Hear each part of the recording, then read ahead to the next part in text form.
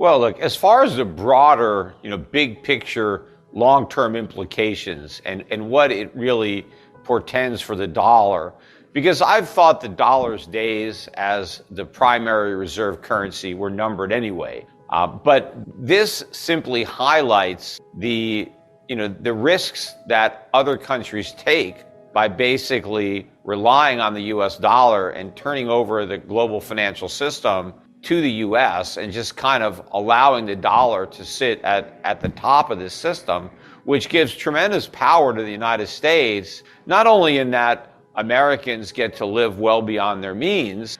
We could print money and buy stuff, and it's a lot harder to make stuff than print money. I mean, anybody can print money as long as people are willing to accept it, but producing goods, quality goods, requires a lot of resources. You need capital, which means you need savings. You need skilled workers. So a lot goes into that, and all we do is just create numbers on a computer, and we get to enjoy all these goods. Our trade deficits right now are just through the roof. They are all-time record highs. We're doing over $100 billion a month in merchandise trade deficits.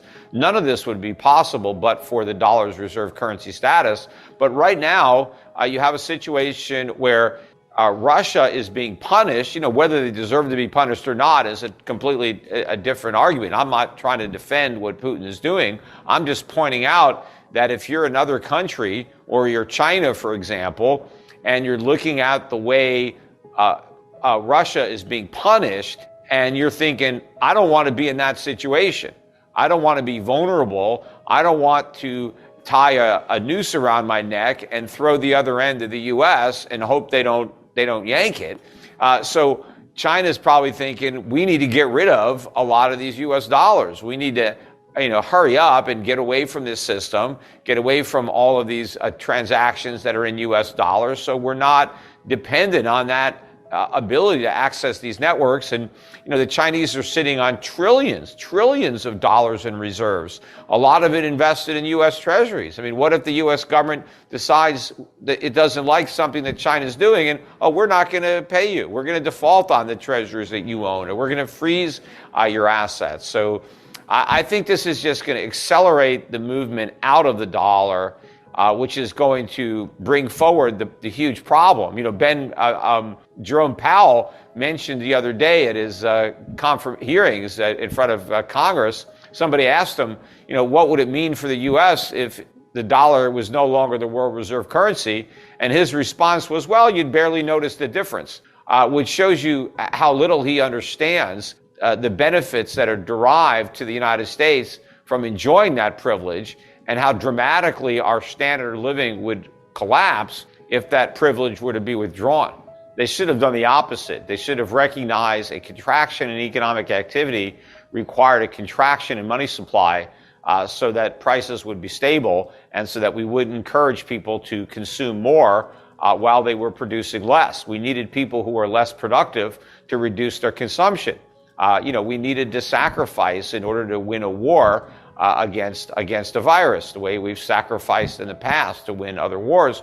Or we should have found another way another way to do it. I mean, if we weren't willing to pay the cost, then we shouldn't have had the lockdowns. We should have found a different approach to dealing with the health threat.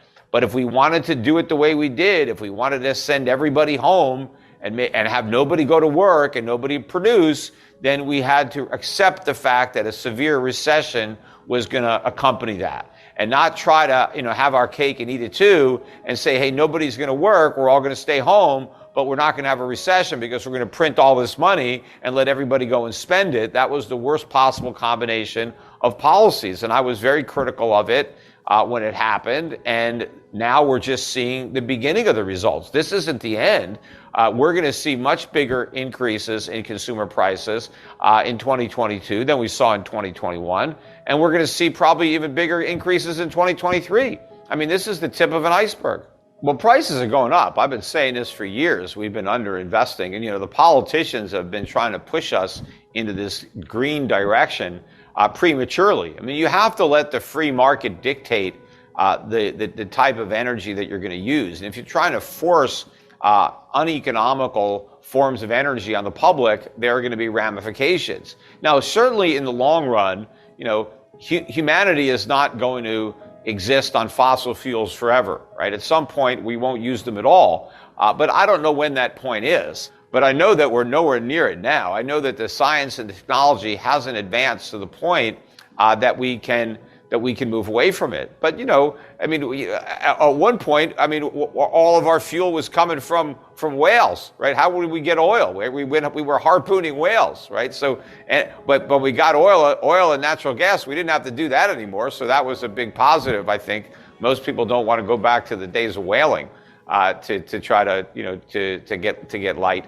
But at some point, there's going to be more stuff in solar and wind, or who knows what they're going to do. But right now, oil and gas, coal, those type of fuels are still the most economical ways of generating the power that we need. And to the extent that we haven't been developing it as much as other countries, that is a problem, and the governments have created these barriers, and that the result of that is a lower standard of living. If we're going to go for the Green New Deal or anything like that, the public has to know that there's a huge cost associated with that. You can't just, they try to market it as if it's going to be great news. We're going to have this Green New Deal and everybody's going to be better off. No, everybody's going to be worse off. That's the trade-off. You want to go green, you're going to go poor, because you're not going to have the standard of living that you have when we're not green. But the real problem is not going to be these prices going up as far as inflation is concerned. The big increase we're seeing in food and energy prices, this is going to cause a recession. This doesn't cause inflation. Before we continue, help us clicking that YouTube like button and subscribe now to our channel. This shows the algorithm that you valued this information. And it helps us spread that message. Sharing is caring. And now, let's continue. Do you want to know one thing about crypto? I made over 3,000% in profit in a few weeks. Fact is, the traditional financial system, the traditional money system makes you poor, not rich. If you want to earn $500,000, $1 million, you have to wait until you're 50, 60, 70 in the traditional financial system, and you probably will still be broke. And you will be old. This is not a sexy combination, as you can imagine. But the question is, how can you start in crypto and make these profits? Where to invest? Where to start? My name is Gunnar and I'm from Germany, as you can hear, and things are a little bit different in Germany. More about that later on.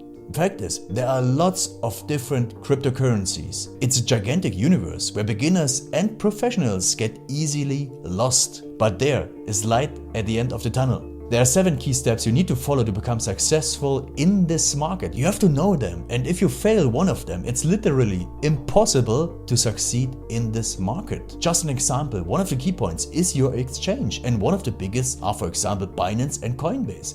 These are trusted and well-established exchanges, but, and this is a big but, you won't find the super profitable coins on those exchanges. The unknown super profitable coins that get gigantic profits are not traded on those kind of exchanges. They are traded on much smaller insider platforms that are barely known. And I can tell you what those super secret exchanges are and why they are so profitable. And another super important thing are the right information sources. The point is, the internet is gigantic. There are hundreds and hundreds of YouTube channels, blogs, pages, and much more. And there are also market makers and influencers. For example, Elon Musk, he is not a crypto guy, but the moment he recommended Dogecoin, it went through the roof, to the moon, so to say. But why did he recommend it? Where did he hear it from? He didn't hear it from newspapers. And believe me, he is listening to someone. But you have to know who, and you have to react before he is reacting. This is really, really important. And these are only 2 of the 7 steps you have to follow in order to be successful in crypto. And if you want to know all of these steps in much more detail, and if you want to have a comprehensive checklist, here's what you should do. There is a link below this video. Click on this link and you will get the opportunity to subscribe to my channel. Click on the link and you will see a video where I explain the next steps. So see you soon. Click on the link now. I'll see you there.